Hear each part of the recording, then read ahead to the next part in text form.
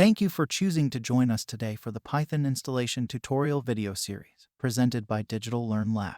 Get ready to expand your knowledge and master the use of this Python. First of all, we are discussing how to access the official Python website.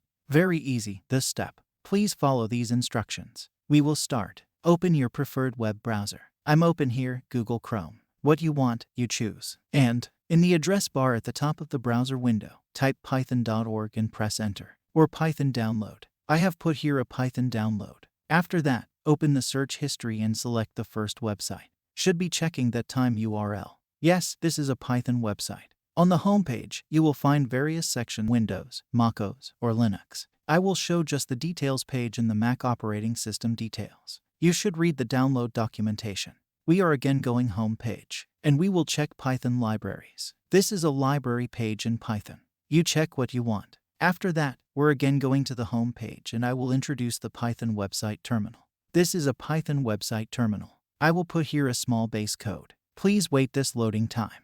I will put here, print welcome to Digital Learn Lab. Yes, this is working. This result show. This has too many options on the Python website. You should be checking everything. After that, we will go to the documentation page. This has more options, and starting to study for too much help. Next, we are going to the community page and a small introduction.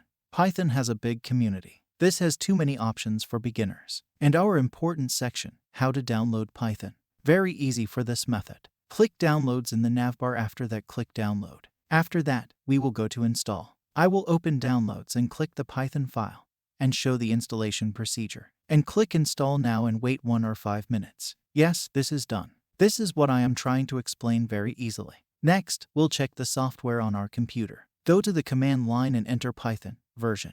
This is successfully installed. That's all. This section is almost done. Thank you so much for watching my video. We can be seen in the next video.